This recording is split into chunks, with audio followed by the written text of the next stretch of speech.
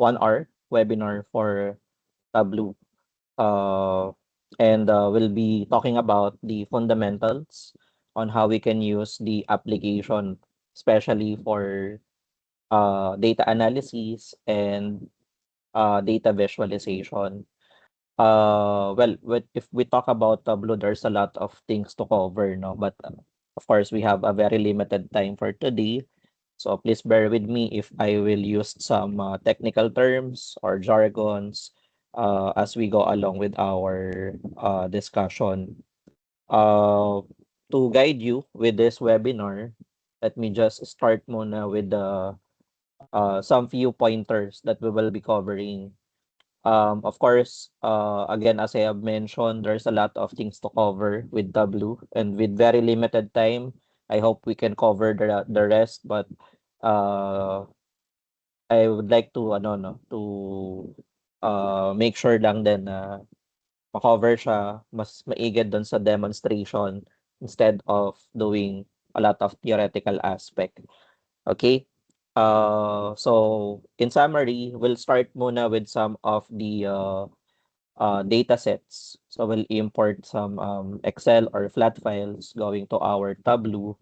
For this demo, I will use Tableau public application. So if you have the license, much better because there's a lot of features included to the license versus to the Tableau public. Next, we'll cover some of the data cleaning and transformation tools. Also, magkikreate din tayo ng ilang mga basic functions and formulas, how to deal with calculated fields. And finally, we'll go to the visualization part, which is the most important, no? Pagdating sa Tableau, of course, this is not just for data analysis, but also we use this tool for data visualization. Now, moving forward, um, question is, why Tableau? Tableau can connect, join, and analyze billions of records. So if we are in data analytics or data analysis, this is a very good tool for us to start with, and very useful in a sense that it has a built-in, for example, the data interpreter. We call it data interpreter. Usually, ang ginagawa nun is to automate some of the data cleaning task that we have. We just need to click a check button. And then another thing is we have the common applications like data transformation. For example, for text data, you can split, you can merge, you can actually extract values from a single text without doing any formulas. Number two, we can understand data by sorting, grouping, and filtering. So like Microsoft Excel or Google Sheets, we can actually sort or rearrange the data. Ayan, we can define robust custom calculation or Excel-like formulas. So if you're familiar with some Excel functions, some of the functions here also in Tableau, almost similar to the Excel syntax. However, iba yung interface na ginagamit unlike kay Excel or Google Sheet. Normally, we start with an equal sign, but here, you need to start with the name of the measure or with the name of the formula. And lastly, we can visualize insights with powerful dashboard and stories. Now, if you are downloading Tableau, again, if you have license, you can visit the website and then you just need to log in. But if you don't have yet the license, the downloading Tableau desktop for trial version is also available. But you need to use, I think this is for work or school email. So I'm not sure if free emails like Gmail or Outlook are allowed. Um, but this is just limited to 14 days only. No subscription required. Now, if you just want to be familiar with the Tableau interface without any subscription or trial after 14 days, biglang mawawala, no? In Tableau Public, you can download this also, but you need an email address as well. What I'm going to use right now is a Tableau public version. We can actually import data, create basic visualization, but there's a lot of limitation as I have mentioned earlier. Especially, may mga dating data transformation tools available sa public. Right now, it's not. It is available na dun sa license. And next, if you want to publish your data, this is not the software that you need to use. Kasi when you publish, you will publishing it to the Tableau public website. All right. Well, for confidential data sets, you cannot use that, of course, because of data privacy. But that's the limitation kasi of this software. However, if you have license, you have a dedicated cloud service. So you have your own account. Whenever you publish your data, doesn't mean anyone can just look into it without, of course, data security policies. Okay, but if you're just trying to be familiar with the interface, you can use this software. Now, this is the Tableau desktop interface. Whenever you start with the project, usually we have the following. First, we have the sheets, then the dashboards, and the data sources. Well, technically, everything starts with the data source. So we'll start with the importing of data. It can be from cloud services, can be from local files or folders, and then we can import it directly to Tableau. Next, we are creating the sheets. Sheets can actually contain tabular data sets or reports, and it can also contain visuals like bar chart, line chart, or whatever available charts that is under the Show Me tab or yung recommended ni Tableau. Lastly, dashboard is basically the area where we can combine yung mga sheets that we have created in a single area. So if you are combining them and you want to create like an executive summary, so dashboard is the area where you can simply combine everything into one place. Now for the workflow, again, we don't start with the visuals. Whatever uh, tools we are using, whether it's Tableau, Alteryx, Power BI, they follow the same common workflow. We always start with the importing of data source. Next, we can analyze, calculate, or visualize the data. And then the last part is to combine everything into a single dashboard. So technically, the workflow looks like a waterfall approach because it's in a sequential manner. So, and the normal uh, output, of course, if we have a wrong data, of course, the final output will also be distorted. So garbage in, garbage out. Okay, for data connection types. So to start with, later I will do the demonstration, but just to give you a preview, we have a connect button. Can actually connect to different types of data as I have mentioned. Can connect to flat files, servers, or the data sources or save data sources. If we are connecting to cloud services, usually the process is you need to log in using your credentials before you can fetch the table directly to the Tableau interface. But if you are just importing local files like Excel or CSV, no need for the login credentials. All right, so these are the available data connection examples that we have. The main difference between the following common data sources no na ginagamit natin for both text files and Excel files, you can actually see the what we call data interpreter. So may mag-a-appear na ganyan. Good thing kasi whenever we talk about data interpreter, if for example the data sets have a blank columns or may mga blank cells or error values in between, data interpreter automatically detects that, and it helps us to simply um, edit or clean the data without doing it manually.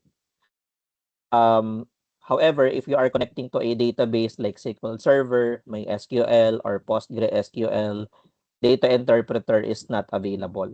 So, ang available naman dito is yung new custom SQL. So, new SQL, meaning you can actually create list of SQL commands inside the Tableau. So, if you're familiar with the basic select, insert into, you can actually apply it directly to the Tableau interface. Okay. Once the data is imported, our next step is to transform the data. So, common task to do, of course, you can rename the fields. You can actually hide unnecessary columns. You can group them. When we say group, meaning it will not edit the existing column, no?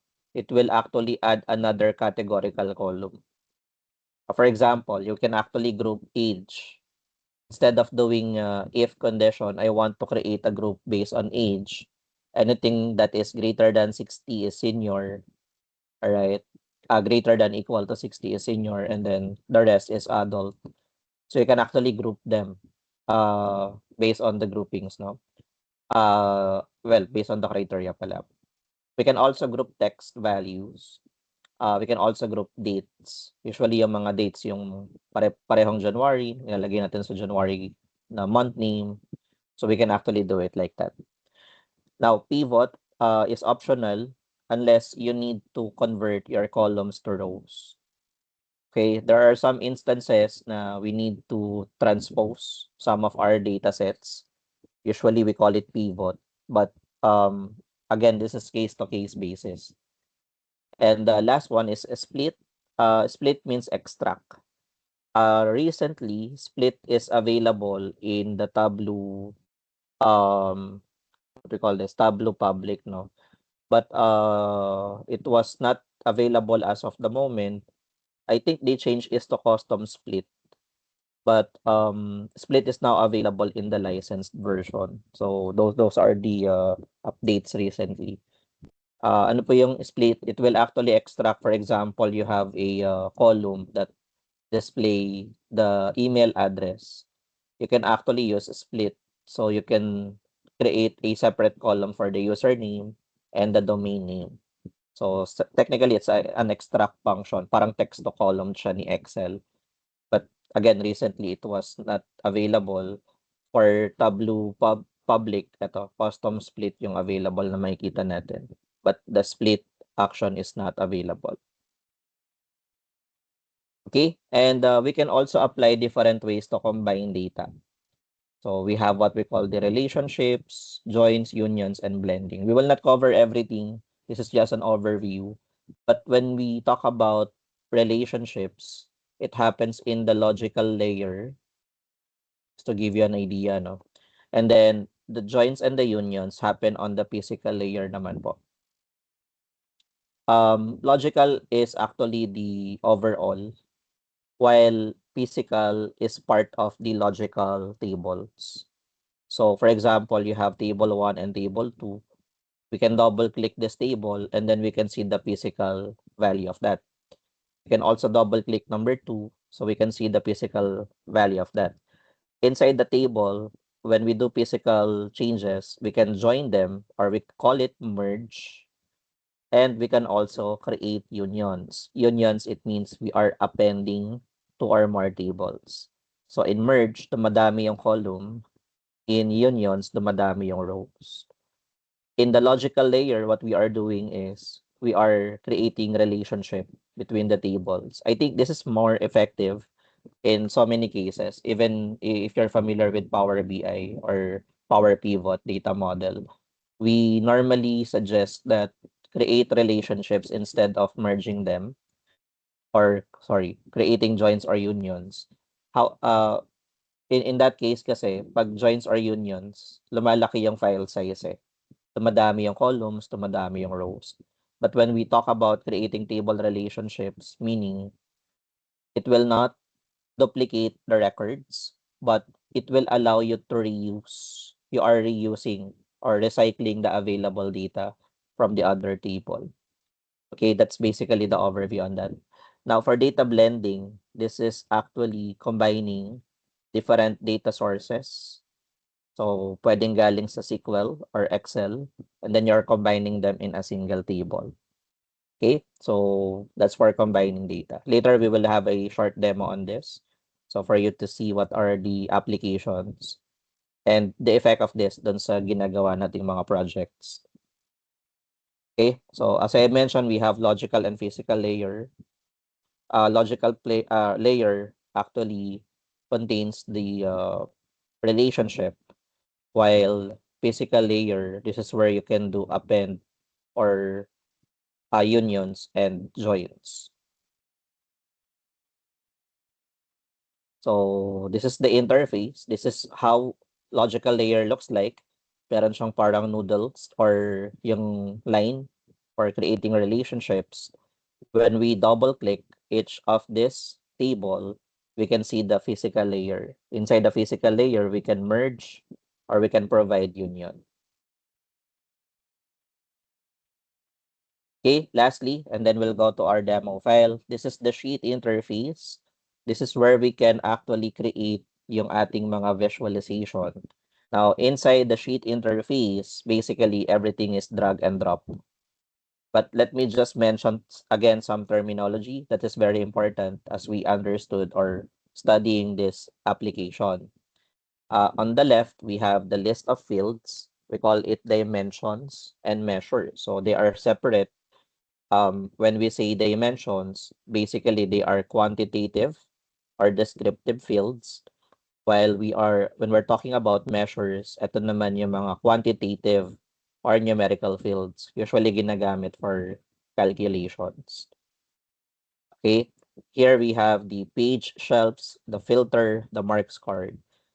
Page and filters, actually, we use this for creating uh, limits or filter, as the name implies, to the entire sheet. So we can filter halimbawa yung column na year 2015 lang yung makikita.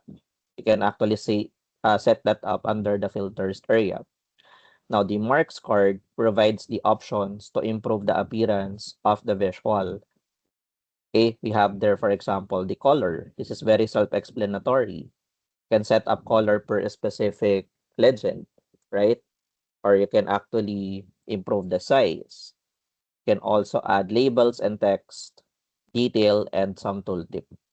So, kumbaga, if you're using Excel or Google Sheets, ito yung format chart area. When you right-click dun sa visual, you can format chart area that and then edit yung kanyang mga appearances. Of course, to improve the visualization. On the right, we have the show me. Every time we select a certain data set, meron siyang mga suggestions. Hindi lahat applicable for the selected data. So it depends. For example, you are selecting text or a number, there's a recommended visual for that. Usually naka-highlight. If not, naka-gray shade. Meaning hindi siya applicable for that visual. So to give you an idea for visuals, very quick. We have commons like bar charts. Okay, bar charts actually use text and number values. Okay, particularly the output here is data comparison. We also have line charts. Line chart is used for date and number values. The message about line chart is visualizing trend over time. So usually date ang kasama nito. We also have the highlight tables, usually for textual values or statistical values. And crosstabs as well. So parang matrix or ito yung pivot table natin. Okay, so mark cards properties. Ito, as mentioned, you can change the color, you can add the size or label. So everything can be modified individually. Okay, so let us have an example on this one.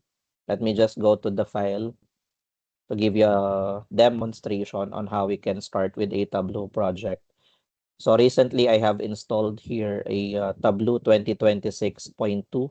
This is Tableau public, by the way. And I have here some basic data sets. I'm using some AdventureWorks data. Actually, this is from Microsoft, but I would like to use this for demonstration lang. Just to give you an idea, this is about a supply chain example. So we have here, for example, 2015, 16, and 17. If I open 2015, this is an Excel file or text file rather. It has around, ilan ba to? Column A to column H. So we have 8 columns. And when we try to open 2015, 16, and 17, they have the same set of columns, but of course they have different sets of rows. So what I would like to do in Tableau, I want to import this text file, and then I will use union. So when you say union, again, it will append, where's that PowerPoint? Ayan. It will append two or more tables to combine that in a single table. So para nasa isang database na lang yung tinitignan natin pagdating natin sa sheet. Okay, that's the goal. Next, in the database, for example, in 2015, we have here some of the related columns. No? So we call that the product key, the customer key, and then the territory key. So product key is basically the reference of the products table. Customer key is for the customer table, and territory key is for the territory table. So point is, I would like to create later a visualization displaying order quantity according to each territory key. I want to see a visual map. Magkano yung sales sa United States? United States kasi dyan eh. Magkano yung sales sa Europe or sa other continent? Next, displaying order quantity based on customer information. Like, I would like to know ano yung target market natin based on occupation. That's one of the available column. And of course, the product key, displaying the top products that we have, okay, based on product name. Now, if we try to go along, ano yung mga iba pang data sets dito? So, to give you an idea, ito yung territories table. So, these are the regions, the country, and the continent. I-import din natin siya. And we have here the customers table that includes the customer information. Okay. And the last one is the products. Of course, that includes the product information. We call this lookup tables in Excel, if you're familiar with the terminology, no? When we say lookup table, so VLOOKUP, itong territories, ang laman niya is unique set of territories. Wala pong naulit dyan kasi meron tayong territory key. Same as customers, wala tayong naulit na customer dito. Well, pwedeng magkapangalan, but they have a separate customer ID or customer key. And same thing with products. All right. The products table contains unique sets of product key. Now, going back to Tableau, I'll start with a simple text file project. So let me choose the first text file, and that's 2015. All right. So this is actually the interface of Tableau Public. So as you get data, you can actually click Excel or text file. If you want to start with a new one, you can go to data and select new data source. Now, normally, pagka yung isang folder, it has multiple CSV or text file, you can actually view all of them here, but it doesn't mean they are inside the Tableau file or workbook. So, nakikita niya lahat nung related files inside the same folder. Now, moving on, this is actually what we call the logical layer. This is where we can create table relationships. But what I would like to do next, I don't just need the 2015 as my data. I want to include, for example, values of 2016 and 17 in a single table. In Tableau, you can simply select the next table and just simply drag it over, but make sure you drop it in this drop zone. We call it the union. So you have 2015, and when I drop 2016 in this union area, it means we are creating append process. So we are now allowed to use in a single table values of 2015 and 2016. Currently, we have 2,630 rows. That's for 2015. But when I try to drag this, immediately it changes to 26,565. So meaning that's the number of rows inside this table.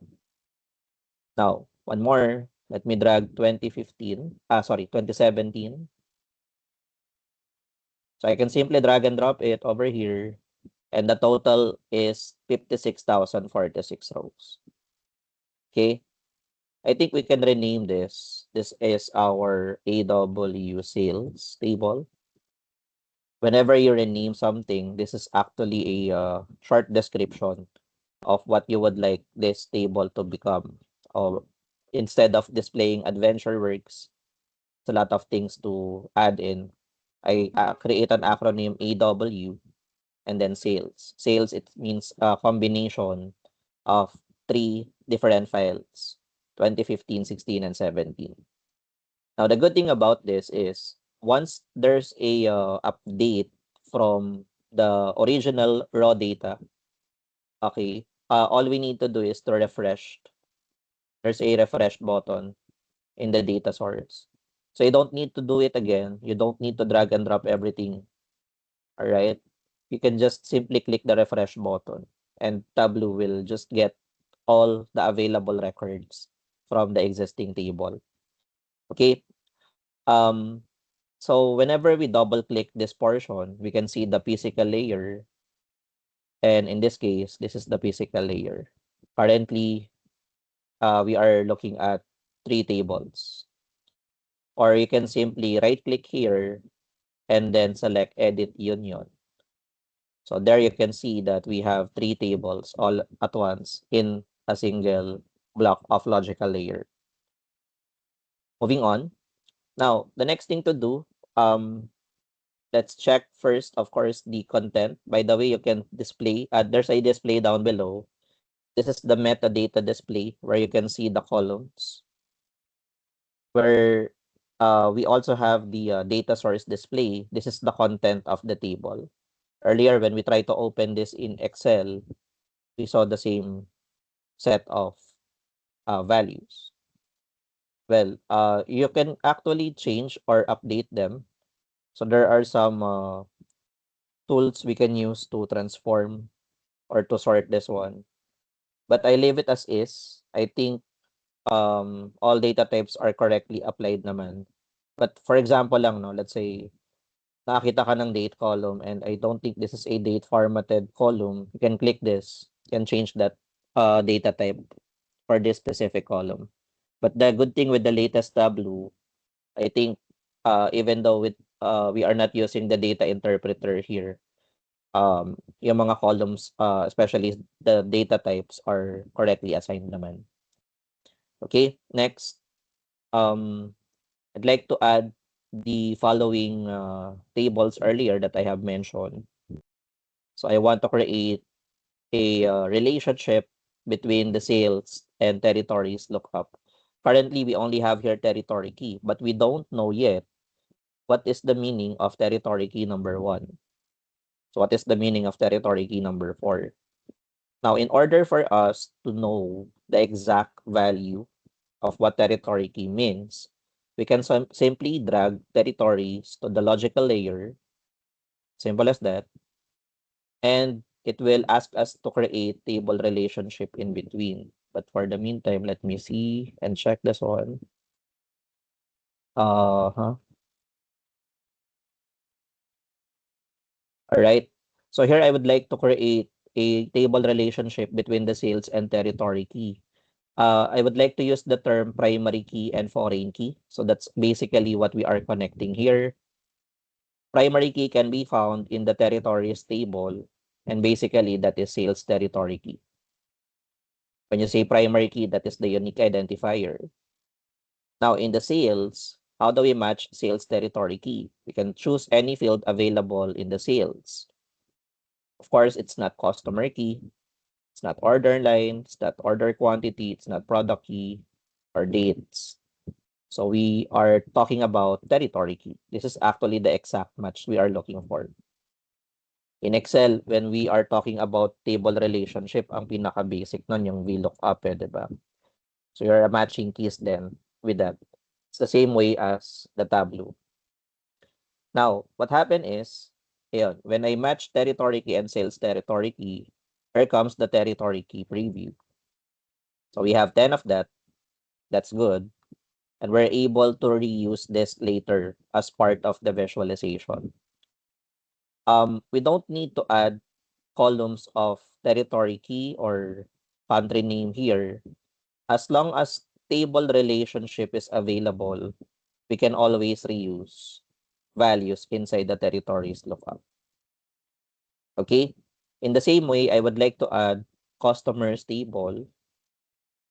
Right? When you drag, there's a noodle or line that will automatically be displayed.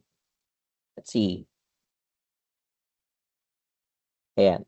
Unlike dun sa side nung territory key, bakit si customer key daw immediately hindi siya nagkaroon ng parang warning symbol like kanina? Kasi magkapangalan yung columns nila. So this one has customer key and this one also has customer key. Kanina kasi magkaiba yung pangalan nung sa territories, eh, 'di ba? Sales territory key and territory key. Ayan. Pero pag magkapangalan, it assumes na yun yung connected column na kailangan. And the last one is products. So products is basically the list of products that we have. And sa product key, magkapangalan din. Parehong product key. So I don't need to edit which column to match. One more thing I would like to add here is the calendar. By the way, the calendar table, lagay muna natin. Let me just give you a preview of that. I forgot to mention that earlier. The calendar table actually has a single column with unique dates. So it contains year of January 2015 up to June 30, 2017. That's the last available row. But basically, this is a unique set of transaction dates. So later, para makagawa tayo ng date-related visual. Okay, going back to Tableau. Nag-warning ako dun sa calendar kasi look at this. We have under the sales table, we have two types of column na date column. Order date or stock date. We can only choose one. And I believe if we're talking about order quantity, order date is the best thing to choose for. Yung stock date kasi is simply like para siyang inventory date. Let's use order date. For the AdventureWorks calendar, wala namang ibang column yan, kundi yung date din. Now, in creating table relationship, please take note that we are matching primary key and foreign key. And ang mas importanteng part doon, dapat magkapareho sila ng data type. Regardless, kahit magkaiba yung title nila, 'di ba? Kagaya kanina sa territory, pero parehong number columns. Itong date, parehong date column. If text, parehong text column. If not, it will not, even if tama yung column na kinonect, it will not proceed kasi they have a different data type. So to change the data type, you can click this icon, you can simply update that. You can change that to date or number, depende sa requirements. Okay? We have the calendar, we have the customers, we have the products. Let's apply some table transformation. Beginning with the calendar, I would like to introduce some Tableau functions. Point is, I want to create a calendar table here that includes basic parts of the date values. First, I would like to add a column that displayed the year out of the given date. Second, I would like to add month out of the given date. So with that said, under the calendar table, you can simply click the drop-down list, and there's a what we call create calculated field. So if I click create calculated field, it allows me to name it, the column, and the function I would like to add is simply year, open parenthesis, and then close in parenthesis. Okay, so parang Excel din. If you are trying to extract year out of the given date, that's also the same function in Tableau. If there's an error, it will display the calculation is invalid. But since we are using the correct one, don't have that error message, let's click the apply button.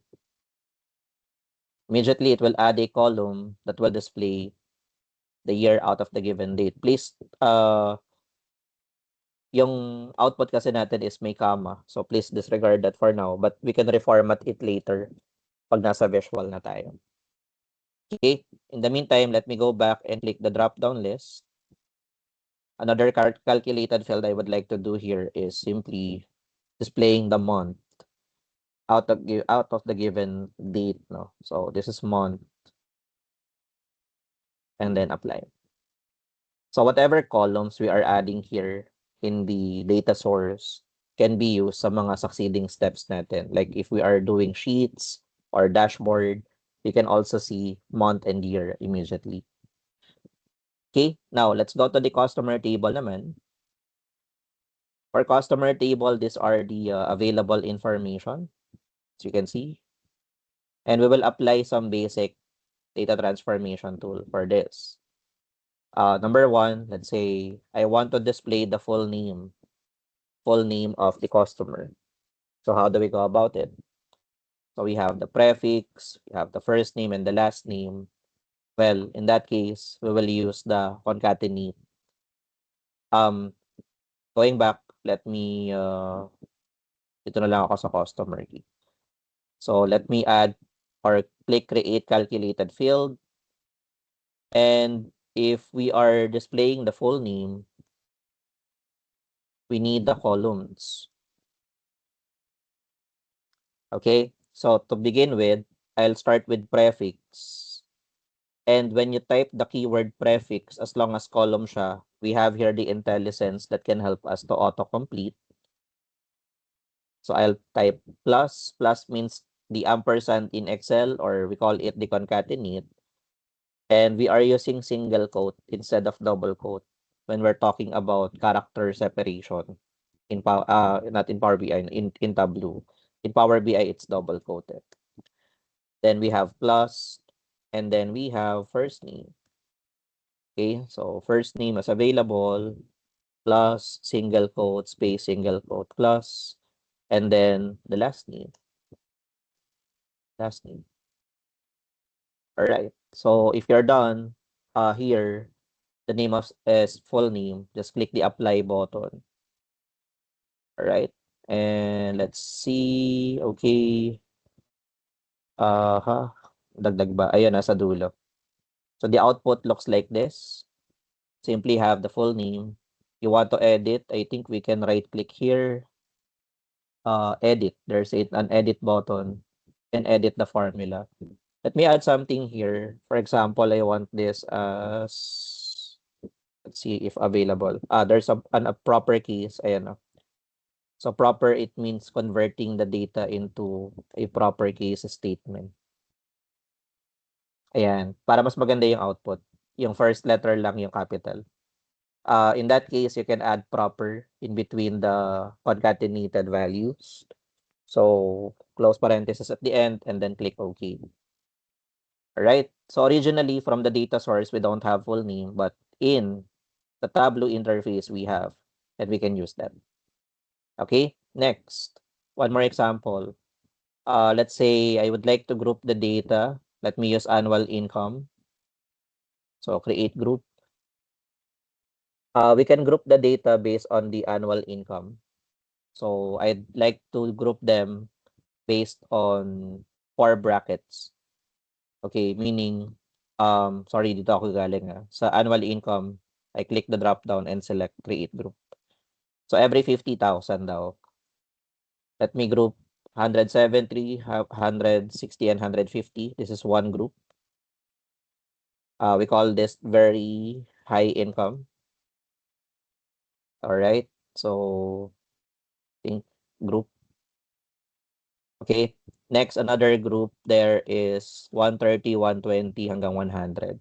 Can hold shift and select them. I want to group this as high income. And hanggang dito sa 60. Hindi, kasama yung 50.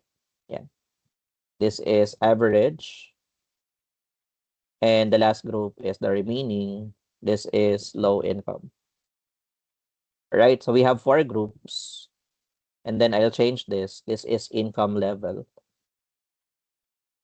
All right. So income level. Let's see. It's the groupings. Let us click the apply button. And then click OK. All right. Immediately, it will not edit the existing column. However, as you can see, that's our right side.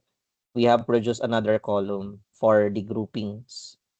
All right. So basically, the data is grouped into 4 levels. So the levels are the when we describe it, we have here the 4 domain members: average, high, low, and very high. Alphabetically arranged kasi, naging text value siya. Okay, what else? As mentioned, nawala yung split column, no? So hindi siya available for now. Well, before it's available, but recently it was removed. Anyways, can we go to products naman? This one. So for products, let me check if we will apply some changes here. So far, okay naman. Let me check lang here, ha. We can do some editing.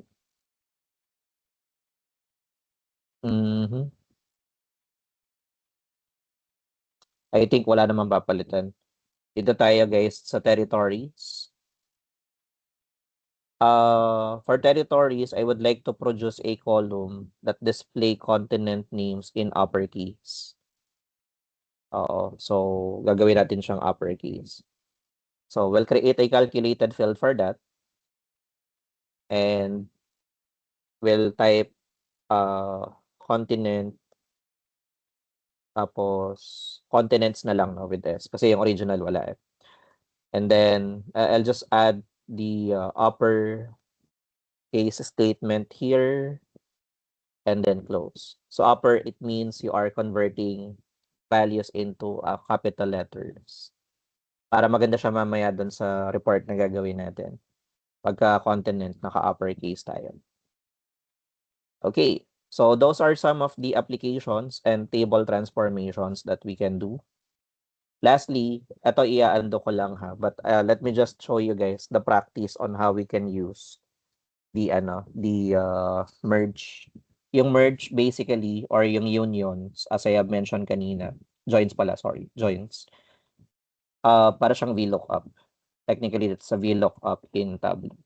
So, for example, sales, and I want to merge, wait lang, saan na yung physical layer? Di ata allowed ah. Sample lang dito. So, nasa physical layer ako, when I try to double click, and then, let's see, I'll add the territories. Ayan. So you can actually merge them, and you can merge them based on primary key and foreign key then. So for example, I'm selecting territory key, and then on the other side, sales territory key. There you go. So question is, how do you want to merge? Usually we are using the left. Pag sinabing left join, meaning yung rows ni AW sales ang magpo-proceed doon sa table. So meaning 56,046 rows po 'yon. Pag sinabing right, meaning yung rows naman ni territories ang po-proceed. So 10 rows lang siya. But for full outer, meaning anything that is common and uncommon for both tables will proceed naman. Pag inner, yung common lang po. Now, for left column, sorry, let me just give you an example. We're able to add it here, I believe, nasa dulo. Ayan, no? Ang nangyari kasi dyan, guys, each territory key may equivalent na region, may equivalent na country, may equivalent na continent. Actually, pwede nating i-hide yung mga hindi necessary. You can click here and hide them. Diba? So, click here and hide them. Ang kailangan ko lang kasi dyan yung country. Pero dinisplay niya kasi lahat. The problem is if you display everything, as I have mentioned, it will increase the file size. Kasi pinadami natin yung column. So what happens here basically, if you have a territory key that's equivalent, yung one is equivalent to the United States. Alright? Up to the rest, up to the 10th territory, kilala niya, United Kingdom. But what happened here, whenever you create unions, again, you are adding data inside the table. So bottom line is, you're not just adding a column, you're adding a column with 56,046 rows. So imagine if 1 million yung rows natin, diba? Or 10 million yung rows natin. Every time you merge, you're adding that kind of column. The reason why nag-i-increase yung file size. Okay? For the meantime, hindi ko siya itutuloy ha. Pinakita ko lang yung process. I will remove this. I will not. Wait lang. Pwede bang baka magkamali. Sige. Let me click and remove this. Ayun. The main difference naman, pag nasa logical layer, that's what we did right now, and we have a connection to territories, it doesn't mean na hindi siya available sa physical layer, ay hindi na siya magagamit totally sa output. As long as logical layer exists, mas nagpe-preside kasi ang logical kesa dun sa physical eh. So everything or any available informations like country, continent, etc. can still be reused by the sales table dun sa reports na gagawin natin. So I'll show you that in a few minutes. In the meantime, this is the output that we have. And then we can edit this as well. Yung pangalan ng data source natin is AW Adventure Works na lang to. Adventure Works Sales. So this is the name of the entire data source that we have. And technically, you can add more than one data source. So when you click data and then new data source, may pwedeng bago ka ulit, you can do that. Okay? Then you can add more to that. Then kapag nakadami ka na ng data source, yun naman yung tinatawag na data blending. You can actually blend multiple data sources into one table. Okay? Anyways, let's move on to the next tab. This is the sheets. Ito yung last part ng ating demo. We'll be doing visualizations over here, no?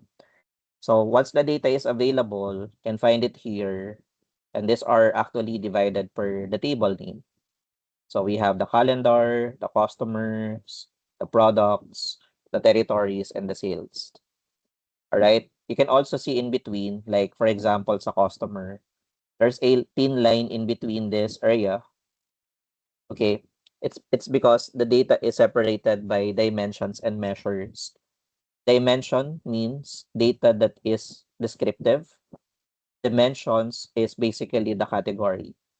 Measures, on the other hand, is a calculated value, a annual income or total children, etc. Okay, so for example, I try to move customer key in between. You'll see something like this, no? Ayan, no? Dimensions and measures. Okay, dimensions yung taas, measures yung baba. Pag ginawa ko siyang measure, magkakaroon siya ng count. Kasi usually pag text value count ang formula, diba? So may mga default mechanism siya pagdating sa formula. Okay? Now, here's the goal. Again, we're talking about orders, order quantity. And take note that sales has a relationship between the lookup tables under logical layer, diba? So meaning, pwede kong pagsabayin sa isang visual yung order quantity and yung specific information like calendar, customer, products, territories. To give you an example, I'm selecting order quantity right here, and for a while, let me hold control button and click on the occupation, which is part of the customers table. Okay, I'm holding control, selecting two items. Order quantity is part of measure, while occupation is dimension. Now, I have here the Show Me tab. Ibig sabihin, yung mga naka-highlight, yan yung mga suggested visual na allowed gamitin for this data. So, pinaka-basic natin, guys, we have here a pwedeng side-by-side bar chart or a simple horizontal chart. Horizontal bar chart na lang. Let's see. Ayun. So, whenever you select a dimension and measure, ito yung kanyang suggestion. You just need to click the Show Me tab and then siya na yung gagawa niyan for you. We can adjust this. Of course, we can resize everything like this. Okay. And we can actually rearrange this from highest to lowest. But let me name this worksheet muna. The title of this worksheet is Orders per Occupation. Diba? And I want to sort this from highest to lowest. I can simply click dun sa kanyang dimension. And we have here the sort tab. And inside the sort tab, we have the descending order. Pero hindi data source order, but the field of order quantity. There you have it. Descending means highest to lowest. Okay, so we're all good. Sort, you can simply click that if you want to sort it. Then you can resize it. Now, in this visual, I would like to add some details. For example, pwede ba nating ilagay, sir, yung figures at the end of each bar? Doon may papasok yung marks. Alright, itong marks card. That what we call the values at the end of the bar is the label marks card. So what do we want to display? That's the order quantity. All you need to do is to drag order quantity directly to the label. So as simple as that, right? And then that label is available. Okay, if you want, you can also edit the details of that label by selecting this. And you can edit the appearance, the font, min, max, etc. Diba? So there's a lot of properties that we can apply here. Okay, so pwedeng min tsaka yung max lang, yung highlighted lang. So sa atin currently naka-all siya. So I'll not change anything on that. Now, I would like to apply some, let's say, sa size. Ay, hindi, huwag na lang yung sa size. Mamaya na lang yun sa map. Other details can be edited here, but for the meantime, I'm all good with this. This is the first visual that we have. Usually, column or bar chart is used for data comparison. Next, let me add another sheet. So there's a plus symbol at the bottom, new worksheet. And then for the next worksheet, we are using the same data set, but we can provide another visual. So for example, for the next worksheet, I would like to add order quantity, all right, per specific date value. So I want to see a line chart with that. Tumaas ba yung order quantity over time? I'm not sure. I'm highlighting order quantity going to calendar, and I'm choosing the date column from calendar. Okay? Remember, date inside the calendar table is basically a unique set of dates. January 1 to 2015 to June 30, 2017. Now, I'm selecting date and order quantity. Going back, select Show Me. And there's a line chart available for me. I just need to click that. And then here we have it. Okay, now, every time you are dealing with dates, usually dates are hierarchical. Over here, we have a plus symbol, meaning we can drill down the data when we click. And pwede siyang gawing per quarter. Another one, pwede siyang gawing per month, or pwede siyang gawing weekly, or pwede siyang gawing daily, right? So you can click the drop-down list. We call it this dimensions. Okay, currently we are in day, but let me go back and select month. Ayun. Okay, so we are using month for now. I want to see this like this. And ano bang pwede nating idagdag? Let me add, sige, can we add labels nga ulit? Order quantity sa label. Kaya lang ba kasi mag-overlap eh, no? Hindi naman. Ayan, per year yung label niya, guys. Let's see. Drinag ko yung label dito. Naging per year siya. Okay. Siguro yung ano lang. Wait lang. Inmax. Hindi, no? Yung most recent. Eden. Sige, wait lang. Naputol kasi yung chart. Nag-display siya ng output eh. Alisin ko muna yung ano, yung labels. Ayan. Ito naging monthly siya kasi month yung output eh. Excuse me. Alright. So, na-edit naman. Let's see kung ano yung current na nandito. Yun yung ginagamit. So, I'll change this to order per month. Okay? So, ito yung orders per month. Eventually, pagdating ng around July, I think, 2016, biglang nagkaroon siguro ng viral na commercial or marketing strategy. Kasi from there on, no, hindi na siya bumaba. At the end of 2017, tumaas yung order up to 8,000 plus. Okay, so technically that's the output or the order quantity. We have the occupation. This is from customer table. We have the per month. This is from the calendar. The next I would like to do is the geographical data. So I'll need to highlight order quantity one more time and select the territories, specifically country. Alright? Normally, pagka yung data natin is geographical data, the icons on the left is automatically set up into a geographical role. So, geospatial na siya. Meaning, meron siyang exact coordinates like latitude and longitude sa map natin. So, let me add a worksheet for that. And let's name this as map report. I want to add order, quantity, and country. And display, show me. And there's a geographical map that can be provided. No? For example, this one. Now, this is the field map. And there you can actually highlight certain countries, diba? Ayan, kung magkano yung sales for a specific country. Usually, nakapin ata to eh. Let's see. As may color siya dito. Hide ko na lang yung card na to. Ayan. Di ata na mamove. Ito pala, sorry. Ayun.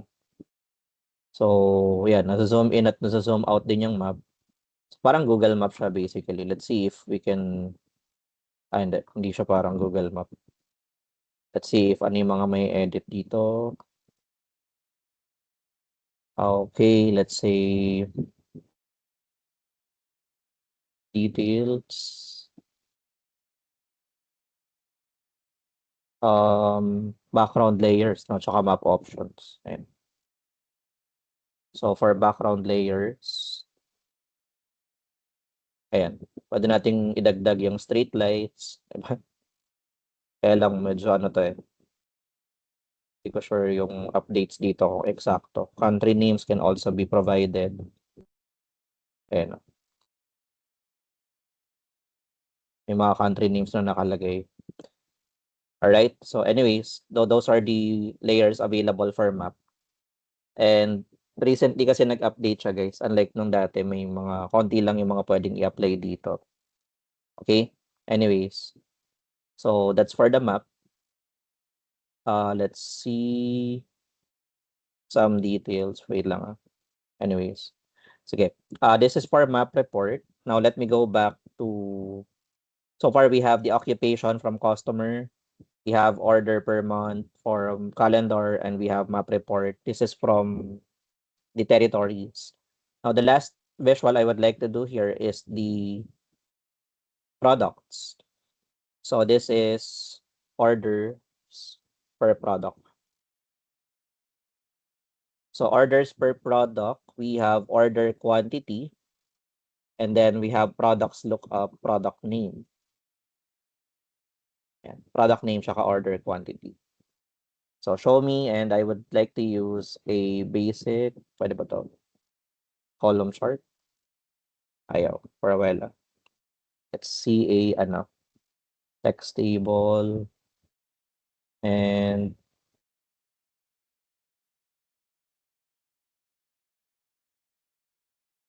may mga instances kasi na hindi pwede yung ibang chart, meaning hindi applicable yung datang napili. Ayan. So I selected, let me repeat, no. I created a visual. You can simply drag and drop them. Halimbawa, yung product name, place it on the columns area, and then the order quantity, place it on the rows, values. So dito siya dapat sa values. Anyways, lagay ko muna siya sa rows. And let me use a side-by-side chart. I want to sort this. So sorting this by field in descending order, order quantity. Ayan. Okay, so we're able to display yung mga top products natin based on order quantity. Up next, I would like to apply filter. Let's see. Let me drag order quantity for the filter. And let me use the function sum. Pagka number kasi yung filter niya is based on range of values. Wait lang. Diba siya yung automatic na si attribute. Hindi rin to. One more. So order quantity. I think dito pwede ata. Ayan, show filter. And sa filter, we can actually reduce, no? Based on highest to lowest value. Halimbawa, up to limit of around 3,000. We're talking about order quantity. Ayan. Pero I think pwede siya i-customize to, wait lang. In-update din ata nila yung part na to. Anyways, let's see. One more. Dito.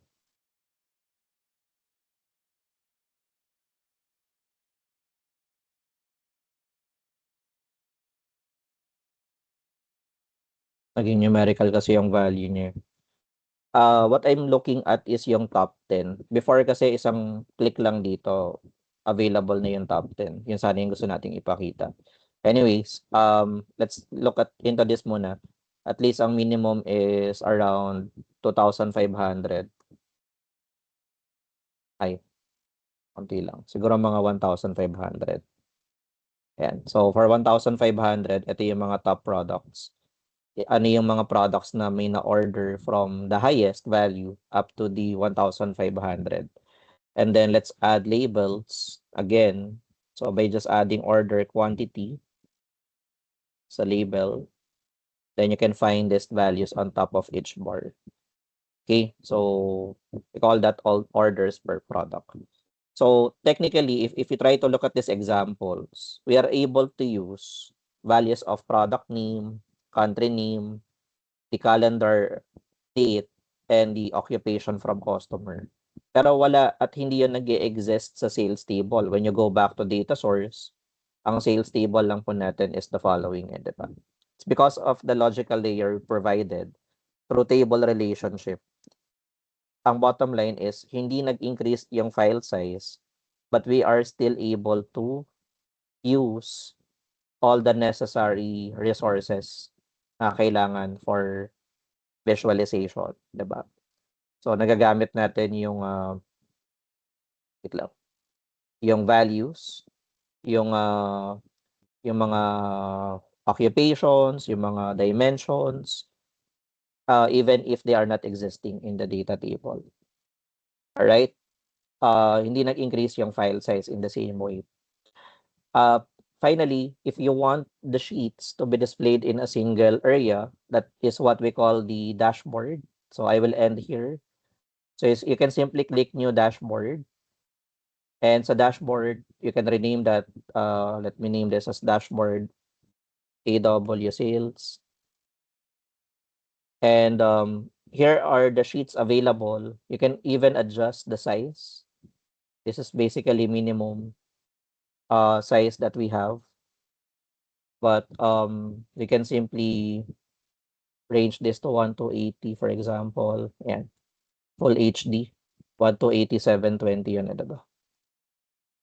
Ayan. And let's try to drop some of the worksheets we created. So number 1, I would like to add the orders per occupation. So there, you can simply resize it.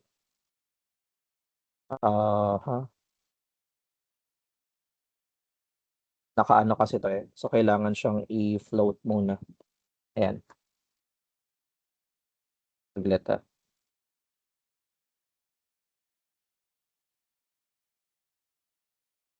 Ayun. Okay, let me add another one. The line chart.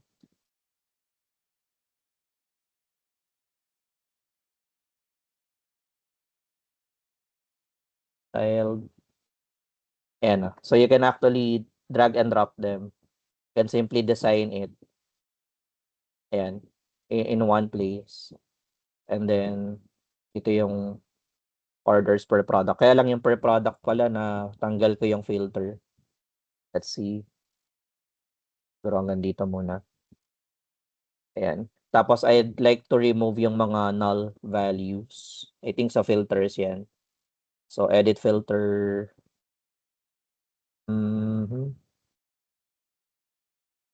Product name, show filter. Ayan. Tapos dito, edit natin yung filter niya. That will not display order quantity less than or equals to 0. Less than or equal to 0. Ay. Ayaw. Equals to 0. Ayaw. Dali ah. So, edit filter. Session. Ito pala yung top, yung hinahanap ko kanina. Sige, top 10 tayo. Apply. Top 10. Based on order quantity. Para parang hindi siya top 10. Kasi may isa pang filter, yung condition. So, inan ko to wildcard, general. So, here, sige, apply ko muna tong top 10.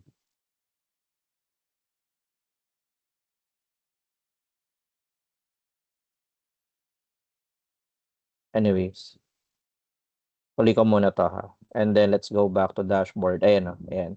Immediately, mag-update naman yung nasa dashboard area once we try to edit from the source.